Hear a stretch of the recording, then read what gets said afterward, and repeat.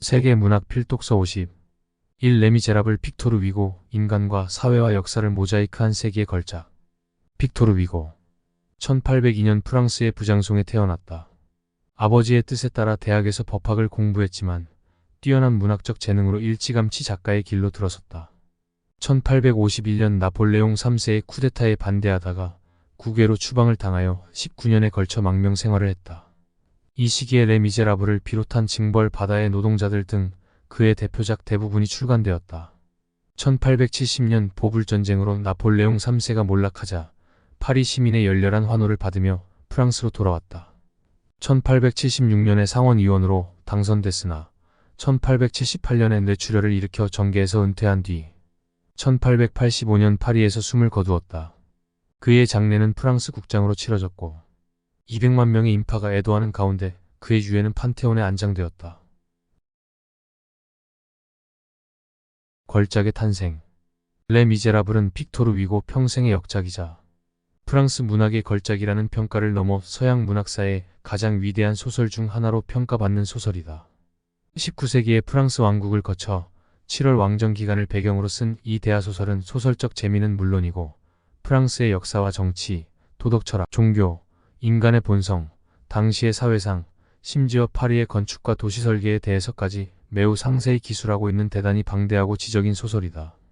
출간되자마자 같은 해 이탈리아어, 그리스어, 포르투갈어를 포함한 여러 외국어로 번역될 정도로 당대 유럽 최고의 인기 소설이었다. 프랑스어 원문으로 65만 5,478개의 단어로 쓰인 역사상 가장 긴 소설 중 하나이기도 한 이 작품은 번역본이 2,500쪽이 넘는 대작인데다 독자들이 그토록 어려워하는 장광설의 대명사이기에 원본을 읽은 사람을 찾기 어려운 소설이라는 우스갯소리도 있다. 또한 레 미제라블은 당시의 시대상, 생활 모습 등을 알 수 있는 사료적 가치를 지닌 작품이기도 하다. 특히 위고의 아버지가 워털루 전투 때 프랑스 육군 장교였기 때문에 워털루 전투 부분은 특별히 매우 세밀하고 밀도 있게 다루고 있다. 작품의 명성답게 드라마, 애니메이션, 영화, 뮤지컬 등 수많은 장르에서 변주된 작품이기도 하다. 빅토르 위고 현실 참여적인 작가로 거듭나다. 나폴레옹 군대의 고급 장교 조제프 위고의 막내 아들로 태어난 빅토르 위고는 슬픈 가족사를 겪었다. 군인인 아버지가 가정에 소홀했던 탓에 어머니와의 관계가 좋지 않았고 오랜 갈등 끝에 서로가 각자 다른 사람과 불륜을 저지르는 일이 벌어진 것이다.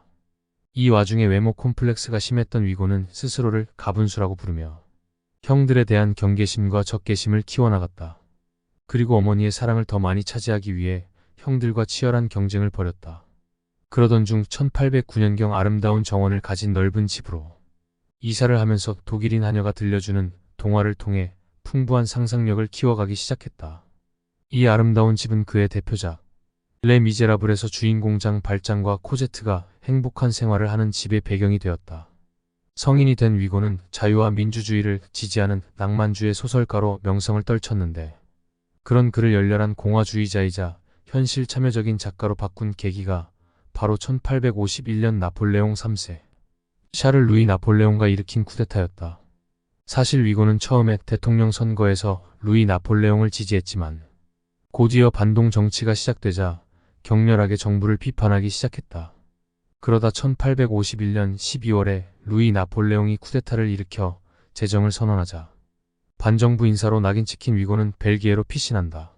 망명 중에도 프랑스 정부를 비판하는 글을 계속 발표하던 위고는 결국 벨기에에서 추방되어 프랑스 서부 해안에서 가까운 영국령 채널 제도의 건지섬으로 향한다. 위고는 원래 약자를 대변하고 민주주의를 지지한 인물이었지만 이 경험을 통해서 더욱더 약자에 대한 연민과 지원을 주장하는 작가로 거듭났다. 그의 이런 신념이 고스란히 반영된 작품이 바로 레 미제라블이다.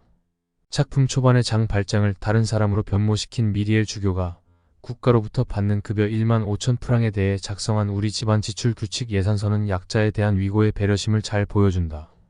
총 16개의 지출 항목 중 사회적 약자에 대한 지출 항목이 9개다. 예를 들어 교도소 개선 사업, 죄수 위문 및 구제 사업, 빚으로 투옥된 가장들의 석방을 위한 지출, 교구 내 가난한 교사들의 급여 보조, 빈민 여성의 무료 교육 등을 보면 사회적 약자에 대한 위고의 배려가 엿보인다. 위고가 레 미제라블에 담고 싶었던 메시지. 위고는 매우 진보적인 정책을 주장한 정치인이기도 했다. 무상교육, 무상급식, 사형제 폐지, 양성평등을 비롯하여 지금도 논란 중인 주장을 레미제라블을 비롯한 여러 작품에서 강조했다. 레미제라블의 주인공장 발장은 조카들이 굶주리는 것을 지켜보다 못해 빵을 훔쳤고 5년형을 선고받아 감옥 생활을 시작했으며 4번의 탈옥 시도 끝에 결국 19년의 형기를 치른다. 지금은 믿지 못하겠지만 당시에는 식품을 훔치는 행위는 매우 큰 처벌을 받았다. 지금의 시각으로 볼 때는 겨우 빵 하나 훔쳤다는 이유로 수년간 징역형을 선고받는 것이 이해되지 않을지도 모른다. 그러나 19세기 유럽 사회에서는 감옥이 부족했고 죄수들의 값싼 노동력이 필요했기 때문에 소매치기나 음식을 훔치는 등의 경범죄에 대해서도 가차없이 교수형에 처하기도 했다. 실제로 장 발장의 모델이기도 한 모랑이라는 인물은 1801년에 빵 가게에서 빵을 훔치다가 체포되어 5년형을 선고받았다. 위고는 레 미제라블을 통해 이러한 사회 부조리를 통렬히 비판한다. 단테는 상상으로 지옥을 묘사했지만 위고는 현실로 지옥을 묘사했다. 그만큼 당시 사회에 만연한 부조리를 사실적으로 고발한 것이다. 형기를 채우고 출소한 장 발장은 여관과 식당에서 매몰차게 쫓겨난다. 범죄자라는 딱지가 붙어 있었기 때문이다. 누구의 아버지, 연인, 친구였던 적이 없던 장 발장은 따뜻하고 다정한 사랑을 받아본 적 없이 위험인물로 낙인 찍혔기에 사회에 대한 끓어오르는 분노와 적개심을 가질 수밖에 없었다. 이런 이유로 위고는 작품 속에서 가난한 자에 대한 지원, 교육받을 권리, 교도소 환경 개선을 주장한 것이다. 범죄자로 태어나는 사람은 없으므로 평등한 교육과 재정적 지원을 통해서 얼마든지 범죄를 예방할 수 있다는 것이 위고의 신념이었다. 위고는 자신이 사는 시대에 정의로운 목소리를 내는 메아리가 되어야 한다는 사명으로 사회소설, 역사소설, 서정소설, 서사소설의 요소를 모두 갖춘 레 미제라블을 발표한 것이다. 인도주의적인 요소로 감동을 불러일으키면서도 당시 기득권 사회를 비판하는 내용이 많았던 이 소설은 출간되자마자 거센 반향을 몰고 왔다. 등장인물의 설정이 지나치게 정형화되었다는 이유로 귀스타브 플로베르, 샤를 보들레르 등과 같은 당시 프랑스 문단을 대표하는 작가로부터 부정확하고 저급한 문체 더럽고 보잘것없는 책이라는 비판을 받기도 했지만 민중들은 이 소설에 열광했다. 호주머니에 12프랑만 있으면 이 책을 구매했고 제비뽑기에서 읽고 난 뒤 책 주인을 정할 만큼 사랑받았으며 가난한 공장 근로자들은 돈을 각출해서 이 책을 살 정도였다. 인간은 사회 규범만으로는 결코 행복해질 수 없다는 주장과 함께 정의롭지 못한 사회상을 비판하며 연민과 사랑만이 인간의 영혼을 움직일 수 있다는 메시지를 주는 이 책을 불쌍한 사람들은 읽고 또 읽었다. 인류의 역사와 문화와 사랑이 담긴 명작. 위고는 문화재를 사랑한 것으로도 유명하다. 그래서 노트르담 드 파리를 비롯한 여러 작품에 문화재에 대해 지독하리만큼 상세하고 정확한 묘사를 남겼다. 그의 작품이 끊임없이 뮤지컬이나 영화로 제작되는 이유는 스토리가 워낙 극적이기도 하지만 문화적 배경을 역사 사료만큼이나 정확하게 묘사했기 때문에 촬영이나 공연을 위한 세트 제작이 용이하기 때문이라는 이유도 있다. 과거의 화려한 모습은 온데간데 없이 버려지고 파괴된 노트르담 성당을 본 위고는 슬픔에 빠졌고 노트르담 성당의 재건을 위해 노트르담 드 파리를 썼다. 독자들이 쓸데없는 장광설이라고 치부하는 파리의 축제와 노트르담 성당 구조에 대한 묘사는 위고의 문화재 사랑에서 비롯된 것이다. 이런 위고의 문화재 사랑은 독자들에게도 전달되어서 노트르담 드 파리가 발표된 이후 성당 재건을 위한 대대적인 모금 운동이 일어났고 아름다운 모습의 노트르담 성당이 재건될 수 있었다. 레 미제라블 또한 오늘날 파리의 관광 명소가 된 유적에 주목한다. 노트르담 드 파리와 레 미제라블은 둘 다 민중의 아픔을 노래한 작품이지만 흥미롭게도 전자가 지배층을 상징하는 성당을 재조명했다면 후자는 하층민을 상징하는 하수도에 주목했다. 위고는 왜 더럽고 위험하기 짝이 없는 하수도에 주목했을까? 사실 인간 문명의 발달은 하수도와 깊게 연관되어 있다. 하수도가 잘 정비된다는 것은 위생 여건이 좋아진다는 뜻이니 인간의 평균 수명이나 사회가 안정되는 데 크게 기여한다. 따지고 보면 유럽을 강타했던 흑사병의 대유행도 비위생적인 환경 탓도 있으니까 말이다. 위고가 유독 파리의 하수도에 주목하고 7년 동안의 악전고투 끝에 완성한 하수도 정비 사업을 진보를 능가하는 혁명이라고 찬양하며 공사 책임자 불인조를 위대한 영웅으로 묘사한 또 다른 이유가 있다. 위고 자신이 생태운동가로서의 면모를 가지고 있었기 때문이다. 위고는 파리는 매해 2,500만 프랑을 물에 버린다라며 개탄했다. 위고는 중국의 농사법을 예로 들면서 분뇨를 하수도에 버리는 당시 상황을 안타까워했다. 중국 농부는 프랑스 사람들이 오물이라고 생각하는 분뇨를 통에 담아 거름으로 사용하기 때문에 중국의 대지는 아브라함의 시대만큼 건강하다라고 말했다.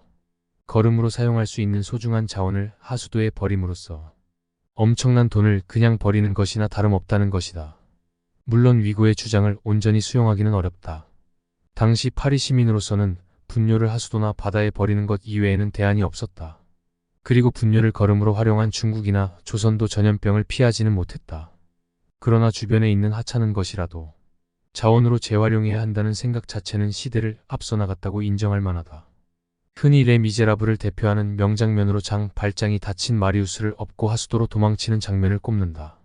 그러나 이 장면 바로 앞에는 파리는 그 아래에 또 하나의 파리를 가지고 있다.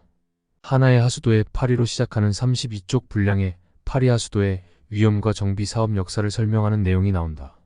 장 발장이 마리우스를 둘러매고 하수도를 통해서 도망칠 수 있었던 것은 하수도를 잘 정비한 덕분이라는 사실을 독자들에게 넌지시 알려주는 것이다. 하수도 탈출 장면이 서사소설로서의 백미라면 하수도 정비 장면은 역사소설로서의 백미가 아닐까. 노트르담 드 파리가 노트르담 성당이라는 문화 유적을 되살리자는 경각심을 불러일으킨 것처럼 레 미제라블은 파리 시민의 건강을 책임지는 하수도에 대한 비상한 관심을 끌어냈다. 그 결과 파리는 세계 최초로 하수도를 관광자원으로 승화시켰다. 1867년쯤 이미 파리 하수도를 구경하는 관광상품이 성황리에 운영되기 시작했다. 당시 파리 하수도 관광객은 특별히 마련된 마차나 바지선에 승선해서 하수도 기술자의 안내에 따라 파리 하수도를 구경했다. 위고가 레 미제라블에 남긴 하수도 역사보다 상세하고 정확한 사료는 지금까지 존재하지 않는다고 한다.